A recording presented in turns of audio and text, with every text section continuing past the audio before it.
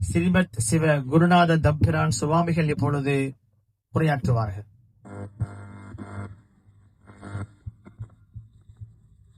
ஞாலம் நின் புகழே மிக வேண்டும், தென் ஆளவாயும் உரையும் எம் ஆதியும். எல்லாம் அல்ல சொக்கநாத பெருமானின் பொன்னார் திருவடிகளுக்கு எளியன் மனம் மொழி மிகளாலான பணிதல்களை அவர் இருக்கும் திக்கு நோக்கி மண்ணுற பணிந்து மகிழ்ந்து எழுகின்றேன். என்றென்றும் என்னை அருள்நெறியில் அழைத்துச் செல்கின்ற எங்களது குருநாதரின் பொன்னார் திருவடிகளுக்கு அவர்கள் இருக்கும் திசை நோக்கி மண்ணுற பணிந்து எனது வணக்கங்களை நான் அவர்களுக்கு உரித்தாக்கிக் கொள்கின்றேன். இந்த நாள் ஒரு நன்னாள், இனிய நாள், பொன்னாள், சமய நல்லிணக்க பெருநாளாக நமது இஸ்லாமிய சமுதாயத்தை சார்ந்த பெருமக்கள் கொண்டாடுகின்ற நபிகள் நாயகத்தின் பிறந்த நாள். அத்தகைய பிறந்தநாள் விழாவை முன்னிட்டு நடத்துகின்ற ஒரு சமய நல்லிணக்க பெருநாளாக இது அமைகின்றது. இந்த சமய நல்லிணக்க பெருநாளிற்கு இயற்கையே நீங்கள் விதை ஊன்றி இருக்கின்றீர்கள். இயற்கை மழை பெய்து அதனை வளர்ப்பதற்கு உங்களுக்கு ஆசீர்வாதம் செய்திருக்கின்றது. சமய நல்லிணக்கம் கலக்க இருந்ததை ஒரு நெருக்கமான சூழ்நிலையில் உங்களை நெருங்கி வர செய்திருக்கின்றது. சமய நல்லிணக்கம் என்று நீங்கள் முன்னே வர இந்த மழை உங்களை ஒரு நெருக்கமான சூழ்நிலைக்கு நம்மோடு கொண்டு வந்து நெருக்கி இருக்கின்றது.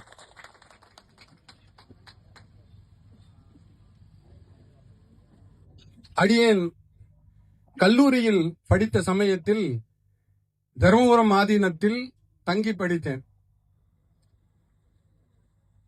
அது ஒரு பாரம்பரியம் மிக்க நமது மண்ணின் மத நெறிகளை, நமது சமுதாய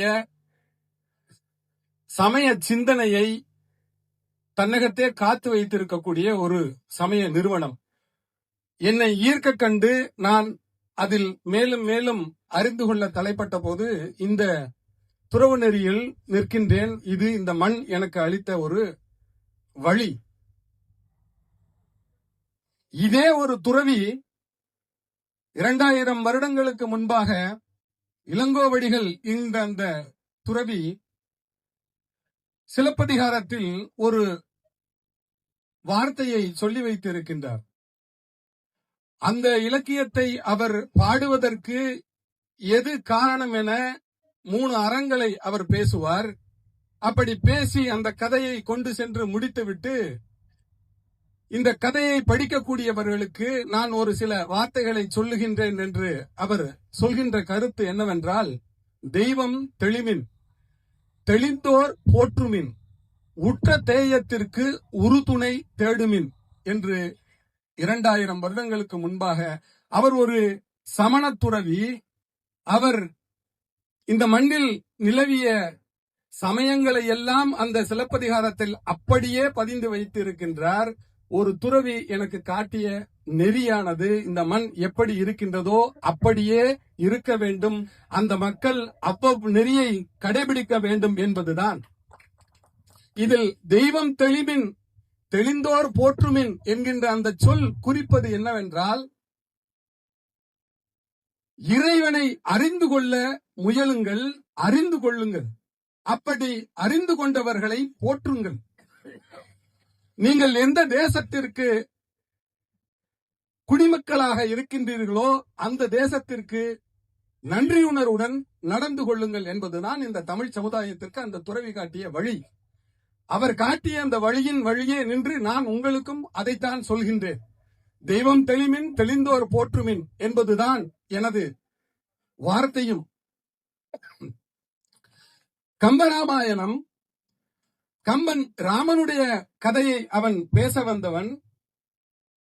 யுத்தகாண்டத்தில் ஒரு கடவுள் வாழ்த்து பாடலாக அவன் ஒரு பாடலை சொல்லி வைக்கின்றான்.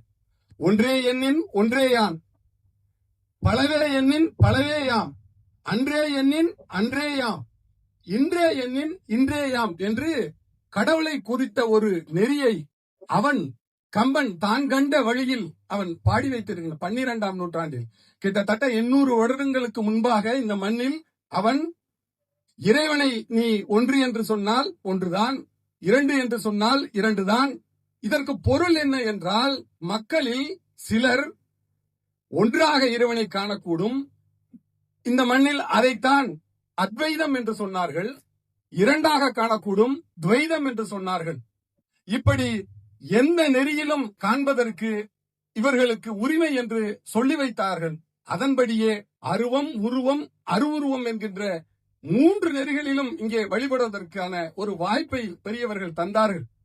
ஓருருவம் ஒரு நாமம் இல்லாதானுக்கே 1000 திருநாமங்கள் சொல்லி தெள்ளேனம் கொட்டோமோ என்று மாணிக்கவாசகர் பாடி காட்டுகின்றார். இறைவனுக்கு ஒரு வடிவம் கிடையாது, ஒரு உருவம் கிடையாது. ஆனாலும் இந்த மண்ணில் நாங்கள் அவனுக்கு உருவம் கற்பித்து வழிபடுகிறோம் என்றால், உலகத்து மற்ற சமுதாயங்களுக்கு எல்லாம் இறைவன் தன்னை உருவத்தோடு வழிபடுவதற்கு அனுமதி கொடுக்காத அவன் இங்கே எங்களுக்கு நீங்கள் என்னை உருவத்தோடு வழிபடுங்கள் என்று சொல்லி 25 மூர்த்தங்களாக தன்னை வெளிப்படுத்திக் கொள்கின்றான் என்பது சைவ சித்தாந்தம். தன்னை இப்படி எல்லாம் நீங்கள் வழிபடுங்கள் என்று காட்டி சிவபூஜை செய்து அதை மற்றவர்கள் தொடர்ந்து செய்ய வேண்டும் என்று காட்டிய ஒரு நெறிதான் இந்த மண்ணில் அடியன் கைக்கொண்ட ஒரு நெறியும் கூட. அப்படி நான் அந்த நெறியை கடைபிடிப்பதற்கும் நீங்கள் உருவமில்லாத அந்த இறைவனை நீங்கள் வழிபடுவதற்கு உங்களுக்கு உள்ள உரிமையும் காலம் காலமாக இந்த மண்ணில் தொடர்ந்து இருந்து வர வேண்டும் என்பதுதான் எனது வேண்டுதலும், இறைவனுடைய அடியில் என்னுடைய பிரார்த்தனையும். அந்த நெறியில் என்னை கொண்டு செல்வதற்கு என்னுடைய குருநாதரின் ஆசையும் இறைவனுடைய வழிகாட்டுதலும் மேலும் மேலும் கிடைக்க வேண்டும் என்று நான் வேண்டிக் கொண்டு, நீங்கள் அரசியல் பலவிதமாக உங்களை அலைக்கழிக்கலாம். இந்த மண்ணில் மன்னர்களாக இருப்பவர்கள் மதங்களை கை கொண்டது அரசியலுக்காகத்தான், மொழியை கை கொண்டது அரசியலுக்காகத்தான், இனத்தை கை கொண்டது அரசியலுக்காகத்தான். இந்த பூமிப்பந்தின் வரலாற்றை நாம் ஒரு பருந்து பார்வையில் பார்த்தோம் என்றால், இந்த மண்ணில் தொடர்ந்து ஆளும் வர்க்கத்தினர் இந்த மக்களை பேதப்படுத்தி தன் கைக்குள் வைப்பதற்கு எடுத்துக்கொண்ட ஆயுதங்களில் ஒன்று மதமும் கூடத்தான். உலகம் முழுக்கவே அப்படி நடத்திருக்கின்றது. நாம் இந்த மண்ணில் இப்போது அதை சந்தித்துக் கொண்டும் இருக்கின்றோம். அதனை நாம் இறைவனுடைய திருப்பாதத்தில் வைத்துவிட்டு, எங்களுக்கு எங்கள் ஆதீனத்தின் அடியனை போல தம்பிரானாக இருந்த குமரகுருபரர் என்கின்ற ஒரு பெரும் மகான் இந்த ஸ்ரீவைகுண்டத்தில் பிறந்தவர். 5 வயது வரை ஊமையாக இருந்து திருச்செந்தூர் முருகன் அருளால் பேசும் சக்தியை பெற்று கந்தர் கலிவெண்பா என்கின்ற அந்த ஒரு அருட்பணுவலை பாடி அவர் எங்கள் குருநாதரை 4வது குருமகா சன்னிதானத்தை தருமபுரத்தில் சந்திக்கும் போது அவரை குருநாதராக ஏற்று வடபுலத்தில் தமிழ் மக்கள் சென்று அங்கே கங்கை கரையில் அவர்கள் பிதுர் கடன்களை, தென்புலத்தார் நீத்தார் கடன்களை செய்வதற்கு வாய்ப்பில்லாத சமயத்தில் அதை மீட்டுக் கொடுப்பதற்காக குருநாதர் குமரகுருபரரை அனுப்புகின்றார். அவர் ஷாஜகானின் பையன் தாராஷுகோ அங்கே கவர்னராக இருக்கும் போது இங்கிருந்து செல்கின்றார். எப்படிப்பட்ட சூழ்நிலையில், எந்த நம்பிக்கையில் நம் பெரியவர்கள், என்னுடைய பெரியவர்கள், இந்த மண்ணில் இருந்து சென்ற பெரியவர்கள் சென்றார்களோ அதே நம்பிக்கையில் தான் உங்களிடமும் நான் சொல்கின்றேன். எல்லா சூழ்நிலையும் மாறும். இறைவனுக்கு நாம் உண்மையாக இருந்தால் அவர் உங்களுக்கு எது தேவையோ அதை கொடுத்தே தீருவார். ஈசன் பலகீனன் என்ற கால் ஆலயத்தில் மோசம் வந்ததென்று மொழியலாம். ஈசனை ஆக்குவதும் ஈசனை ஆக்கி அழிப்பதும் தானானால் நோக்குவது என் யாம் பிறரை நொந்து என்று எங்களது குருநாதர் எங்களுக்கு வழிகாட்டி இருக்கின்றார். நீங்களும் அதை போலவே உங்களது எளியன் சொல்லுவது, இந்த சமுதாயத்திற்கு கல்வி மிக முக்கியமானது என்று பர்த்ரு போரில் நபிகள் நாயகம் உங்களுக்கு வழிகாட்டி இருக்கின்றார். அந்த போரில் அவர் குறைஷி இனத்தாரை அவர் கை கொண்ட போது அவர்களுக்கு விடுதலை கொடுப்பதற்காக பணம் கேட்ட சமயத்திலும் அந்த இனத்தாரில் கல்வி கற்றவர்களை தமது படையினருக்கு தம் சமுதாயம் தன்னை நம்பி வந்த அந்த இஸ்லாமியர்களுக்கு கல்வி அறிவு இல்லாதவர்களுக்கு கல்வி கற்றுக் கொடுக்க சொல்லி அவர்களை விடுதலை செய்த வரலாறு நீங்கள் அறிவீர்கள். நான் சொல்லித்தான் தெரிய வேண்டும் என்பது இல்லை. அப்படி கல்வியை ஒரு ஆயுதமாக ஏந்திக் கொள்ளுங்கள், அதிகாரத்தை எடுத்துக் கொள்ளுங்கள். அதிகாரத்தின் மூலமாக நீங்கள் சாதிக்க நினைப்பதை சாதியுங்கள். நான் கல்லூரியில் படிக்கும் போது 2 கால்களும் விளங்காத 2 கால்களும் பயன்படுத்த முடியாத ஒரு மாற்றுத்திறனாளி இஸ்லாமிய சமுதாயத்தைச் சேர்ந்த நண்பன். ஒரு சில நாள் நான் அங்கே விடுதியில் தங்கி படிக்க வேண்டிய ஒரு சூழல். அரசாங்க விடுதியில் 2 கழிப்பறைகள். நாங்கள் அந்த கழிப்பறையை கிட்டத்தட்ட ஒரு 100-120 மாணவர்கள் இருக்கிற இடத்தில் 2 கழிப்பறை இருந்தால் எப்படி இருக்கும்? அந்த கழிப்பறையில் நாங்கள் போவதற்கு முன்பே நாங்கள் ஒரு டெட்டால் போன்ற அந்த பினாயில் போன்ற அந்த தூய்மைப்படுத்துகின்ற அந்த மருந்துகளை தெளித்து விட்டுத்தான் உள்ளே போகக்கூடிய சூழல். ஆனால் அவன் 2 கைகளாலும் உள்ளே செல்வான். அதற்காகவே அவனுக்கு முன்பாக சென்று அந்த கழிவுறையை சுத்தம் செய்து அவன் குளித்த பின் என் தோளில் தூக்கி நான் அவனுடைய அறையில் கொண்டே விட்ட அனுபவம் எனக்கு உண்டு. படிக்கும் காலத்தில் எங்களுக்கு மதங்கள் பெரிதாக தோன்றியது இல்லை. அவன் இஸ்லாமியன் என்பதற்காகவோ அல்லது அவன் மாற்றுத்திறனாளி என்பதற்காகவோ அவனை நான் அவனோடு அன்பு பாராட்டவில்லை. மனிதம் இந்த உலகத்தில் தொடர்ந்து இருக்க வேண்டும், நாமும் அதற்கு நம்முடைய பங்கை செலுத்த வேண்டும் என்பதுதான் நமது ஆசை. இந்த மண்ணில் இந்து சமயத்தை சார்ந்த நமக்கு எங்களுடைய வீட்டு பெரியவர்கள் ஒருபோதும் எங்களை கோயிலுக்கு செல்ல சொல்லி கட்டாயப்படுத்த மாட்டார்கள்.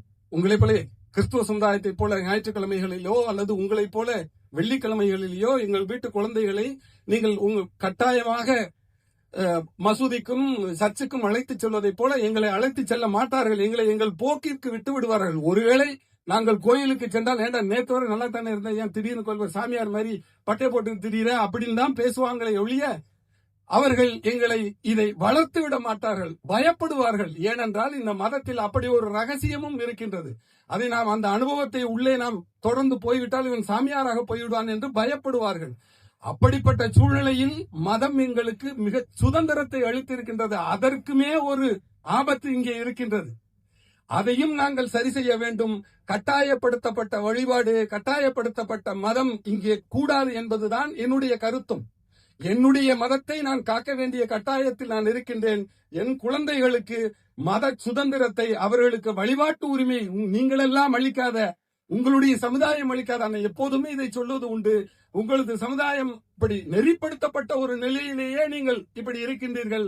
ஆனால் காலங்காலமாக மன்னர் காலத்தில் இருந்து எங்களை கட்டாயப்படுத்தாமலேயே இந்த மண்ணில் மதம் நிலை கொண்டு, இறை அனுபவம் நிலை கொண்டு காலந்தோறும் மகானுபவர்கள் தோன்றிக் கொண்டே இருக்கின்றார்கள். அதனால் எனக்கு நம்பிக்கை இருக்கின்றது. நீங்கள் ஒருவேளை இந்த மண்ணில் மத நல்லிணக்கம் இல்லாமல் போய்விடும் என்று பயந்தாலும் இந்த மண்ணை சார்ந்த மக்கள் ஒருபோதும் அதற்கு அனுமதிக்க மாட்டார்கள் என்பதுதான் என்னுடைய நம்பிக்கை.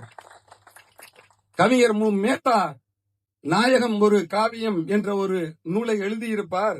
அதில் அவர் சொல்லுவார், தௌர் குகையில் அபூபக்கர் சித்திக் அவர்களுடைய மடியில் ஒளிந்திருந்த போது, அந்த குகையில் குறைஷியர்களை அவர்களுடைய விரட்டலுக்கு பயந்து ஒளிந்திருந்த போது, அந்த குகையின் வாசலில் ஒரு சிலந்தி வலை பின்னி அவரை காத்தது என்று அவர் சொல்ல வரும்போது அந்த வரலாற்றை சொல்லிவிட்டு கவியின் குரல் என்று அவர் பேசுவார். சிலந்தியே சிலந்தியே, எங்கள் நபிகள் நாயகத்தை பற்றி இன்று எத்தனையோ நூல்கள் எழுந்திருக்கலாம். ஆனால் ஆயிரக்கணக்கான நூல்கள் எழுந்திருக்கலாம். ஆனால் நீ கட்டிய அந்த நூல் தானே அவரை எங்களுக்கு இன்று கொடுத்தது. அதனால் நீதான் மிகப்பெரிய எழுத்தாளன், நபிகள் நாயகத்தை எழுதி தந்த எழுத்தாளன் என்று சொல்லி நீங்கள் தொடர்ந்து உங்களுடைய அன்பையும் மனிதாபிமானத்தையும் இந்த மண்ணில் நீங்கள் விதைத்துக் கொண்டே இருங்கள். அரசாங்க அதிகாரத்தை நோக்கி நீங்கள் நகருங்கள். நான் என்னுடைய மக்களுக்கு, நம் சமுதாயத்தைச் சேர்ந்த மக்களுக்கு சொல்லுவதும் இதுதான். அதிகாரத்தை நோக்கி கல்வியால் நகருங்கள். உங்களுக்கு வசப்படாதது எதுவும் இல்லை என்று சொல்லி உங்களை வாழ்த்தி இறையருளையும் வாழ்த்தி விடைபெறுகின்றேன். நன்றி, வணக்கம்.